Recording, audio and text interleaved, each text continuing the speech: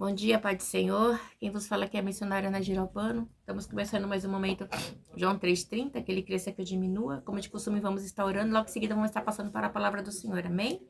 Meu Deus, meu Pai, em nome de Jesus. Nessa hora eu peço perdão pelas minhas falhas, pelos meus pecados que são inúmeros, Pai. Apresento o lar, a família, o ministério, o chamado, tudo você tem confiado na minha pessoa. Nesta hora, Pai, eu te peço, eu posso estar visitando, Pai, aquele irmão, aquela irmã que está do outro lado, Pai, que vai ouvir essa palavra. Não sei quem é o ouvinte, mas o Senhor sabe. Visita, Pai, neste dia, se tiver alguém com dor, que o Senhor venha curar. Se tiver alguém, Pai, enfermo, que o Senhor venha libertar. Se tiver alguém precisando de uma porta, que o Senhor venha abrir. Eu não sei, Pai, qual a necessidade dessa pessoa, mas você pode estar alcançando neste dia. É o que eu te peço em nome do Pai, do Filho e do Espírito Santo de Deus. Se tiver alguém que perdeu um ente querido, que estiver enlutado, Pai, que o Senhor possa estar alcançando também neste dia, em nome de Jesus. Amém. Amém. A palavra que você colocou no meu coração está no livro de Atos, Atos 5, tá? A gente vai estar lendo só esse pedaço de Atos 5, que é a história de Ananias e Safira, e a gente vai ver o que Deus tem para falar com a gente, conosco, nesta manhã. A palavra do Senhor diz assim, em Atos 5, Ananias e Safira é o título. Um homem chamado Ananias, com sua com um homem chamado Ananias, com Safira sua mulher, também vendeu uma propriedade e ele obteve parte do dinheiro para si. Sabendo disso, também sua mulher e o sabendo disso, sua mulher e o restante levou e colocou aos pés do apóstolo.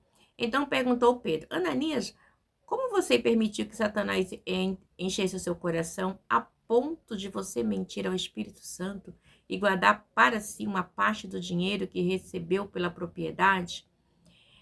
Ela não lhe pertencia e depois de vendida, o dinheiro não estava em seu poder.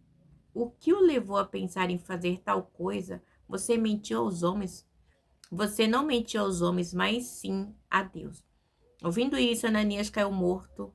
Grande temor apoderou-se de todos os que ouviram o que tinha acontecido. Então os moços vieram, envolveram seu corpo e levaram-no para fora e o sepultaram.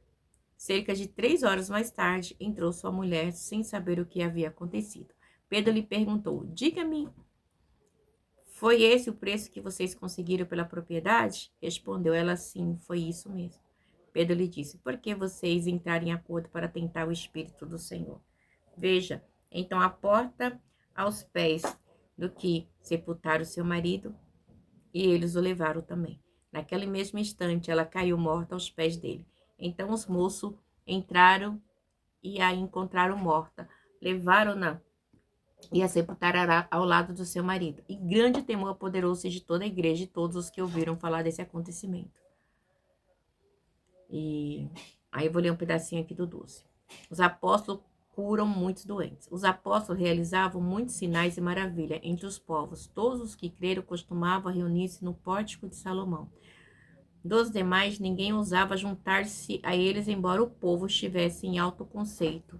Em número cada vez maior, homens e mulheres criam no Senhor, e lhes eram acrescentados. De modo que o povo também levava os doentes às ruas e colocava em camas e macas, para que pelo menos a sombra de Pedro se projetasse sobre alguns, enquanto ele passava. Afluíam também multidões das cidades próximas a Jerusalém, trazendo seus doentes e os que eram atormentados por espírito imundo, e todos eram curados. Meu Deus, meu Pai, em nome de Jesus, essa palavra que o Senhor colocou no meu coração nesta manhã. Deus, eu não tenho nada para falar, mas que o Senhor venha falar aquilo que o Senhor quer, que eu diminua, que o Senhor cresça nesta manhã. Mais um dia que eu te peço em nome do Pai, do Filho e do Espírito Santo de Deus, amém? Essa é uma palavra que vai falar de um casal chamado Ananias e Safira. Esse contexto, ele está interligado com o começo da igreja primitiva, né? Então, era o começo de tudo. Logo após a ascensão de Cristo, né? A igreja primitiva foi fundada, pode dizer, ali e começa. Então, só que eles tinham um costume, a igreja primitiva. Quando a gente vai no comecinho de Atos 3, aqui mesmo, né, a gente leu 5, mas quando a gente vai em Atos 3, vamos estar lendo para vocês entenderem. Atos 3 não, Atos 2, já o finalzinho, logo após a descida do Pentecoste, né, que Pedro, ele prega ali que tinha que ter o arrependimento, né, eu vou estar lendo essa parte também do 38 ao 47 para vocês entenderem. Atos 38. Não, vamos ler o 36 também, tá?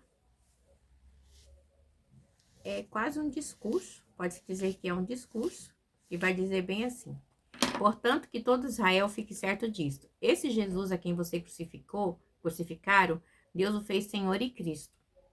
Quando ouviram isso, ficaram aflitos em seu coração e perguntaram a Pedro e aos outros apóstolos: irmãos, que faremos? Pedro respondeu: arrependam-se e cada um de vocês seja batizado em nome de Jesus Cristo, para perdão dos seus pecados, e receberão o dom do Espírito Santo. Olha que lindo.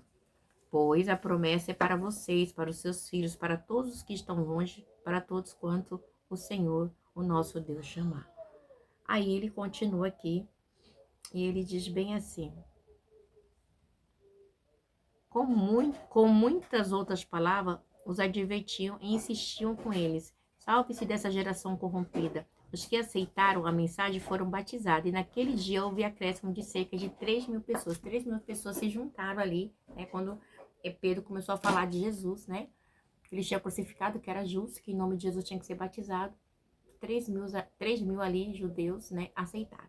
Aí a gente vai pular para a parte que provavelmente Ananias e Safira já estava inserida. No 42, a comunhão dos cristãos. Aí diz assim: eles se dedicavam ao ensino do apóstolo e à comunhão, ao partir do pão e às orações. Olha só quantas coisas, né? O ensino dos apóstolos incluiu tudo que Jesus havia ensinado. Eles ensinavam tudo que Jesus havia ensinado, eles ensinavam ainda sobre o evangelho, né? Que se centrava em sua morte, eles estavam ali começando, eles ensinavam tudo, né? Era um ensino, assim, vindo da parte de Deus, pelo próprio Espírito Santo de Deus, né? Então, assim, eles estavam revestidos de autoridade para estar pregando. Então, era algo novo, né? Hoje nós temos a Bíblia, mas naquela época era tudo ainda, não tinha, né? Essa facilidade que nós temos hoje. Então, e aí diz assim que e todos estavam cheios de temor e muitas maravilhas e sinais eram feitos pelos apóstolos. Então, era feito grandes coisas, né? E diz assim, por quê? Porque tinha uma união, tinha uma comunhão, né? Eles oravam, eles buscavam, eles liam a palavra, eles se dedicavam, né? Isso é muito importante na obra de Deus, a comunhão, né? O partir do pão, que é meu é seu, que é seu é nosso. Apesar que hoje se perdeu, né? Eu tenho que ter, eu sou apóstolo, eu sou a missionária, eu sou isso, então eu que tenho que ter e vocês têm que me dar. Isso aí é contrário à palavra do Senhor. E aí a palavra diz assim: e todos estavam cheios de temor, e muitas maravilhas e sinais eram feitos pelos apóstolos. Os que criam mantinham-se unidos e tinham tudo em comum. Era tudo em comum. E diz assim: e conforme a sua necessidade. Se necessitava, eu te dava. Eu tenho 2 túnicas, uma é sua. Eu tenho uma concha de arroz, a metade é sua.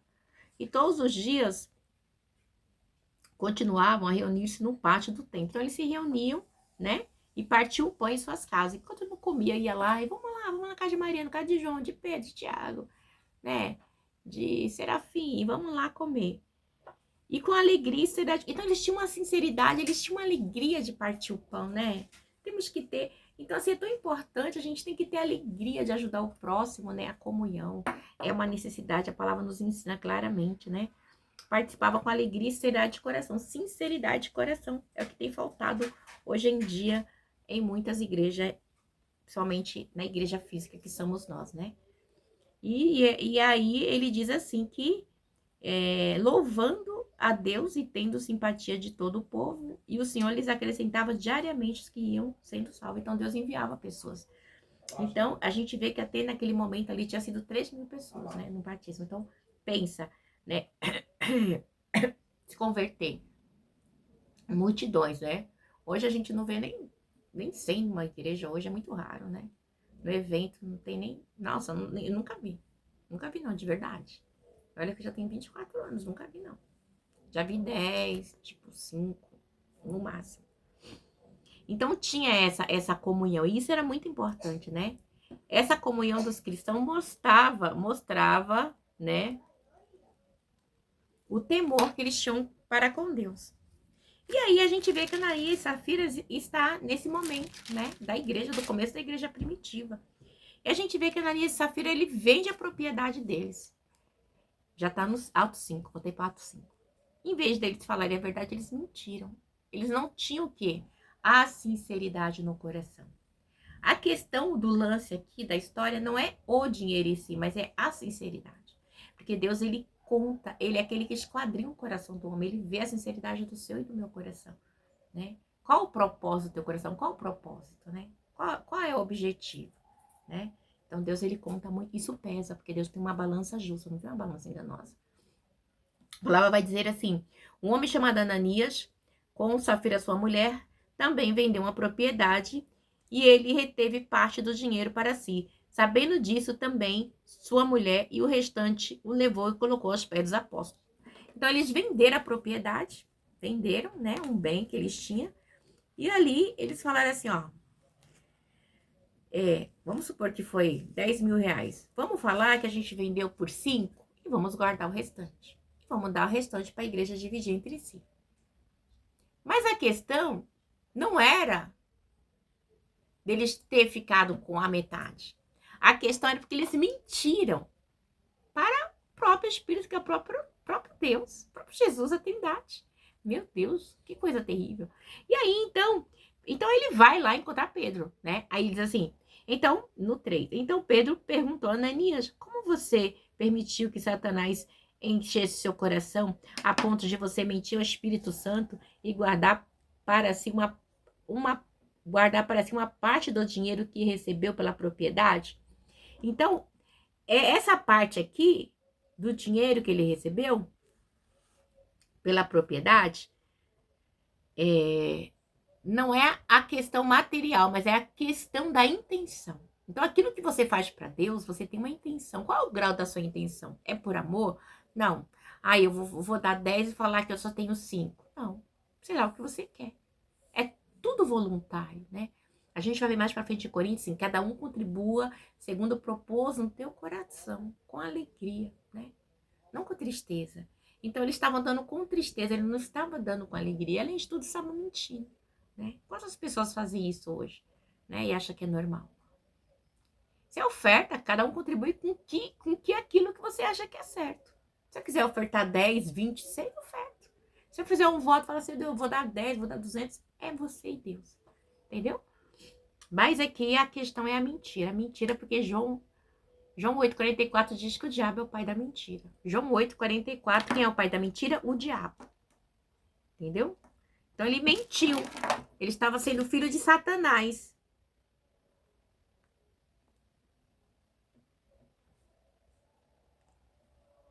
O diabo. Pai da mentira. Então, se você é servo de Deus, você não vai andar com mentira. Você não vai andar com engano. Você não vai andar com mentira, né?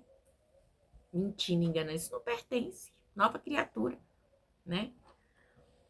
Diz assim, e depois de vendido o dinheiro, não estava em seu poder? O que levou a pensar em fazer tal coisa? Você não mentiu aos homens, mas sim a Deus. Tipo assim, o dinheiro estava com você, cara. Por que você foi mentir? Para que você fez isso? Era simples, era só você pegar e falar. Ó, eu não quero dar toda a oferta, eu quero deixar a metade para mim para Safira, mas a metade eu vou contribuir para a igreja, né? Para os irmãos, tá bom? E se os irmãos necessitarem mais para frente, eu puder ajudar, amém. Mas não. Mais fácil mentir, né? Eles mentiram. E aí ficou feio. E aí diz assim, ouvindo isso, Ananias caiu morto. Ele não teve nem tempo de falar assim, não, mas porque Deus é aquele que sonda a igreja, o coração do homem. Deus, ele sabe da minha intenção e da sua, né?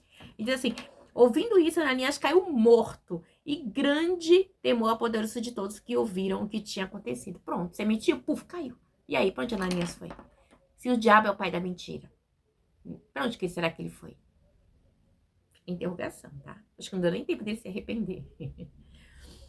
Então, os moços vieram envolver o seu corpo e levaram-no para fora e o sepultaram.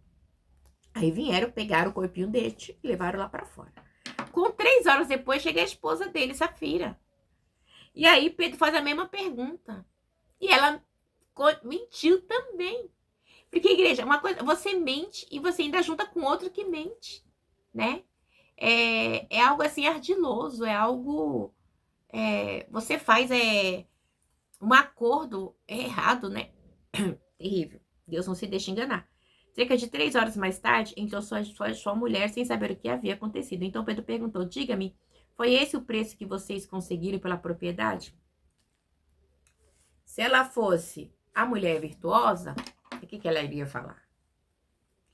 Então, Pedro, ó, a gente vendeu pro X, mas a Ananias achou melhor a gente deixar, né? Mas não, ela apoiou a mentira do marido.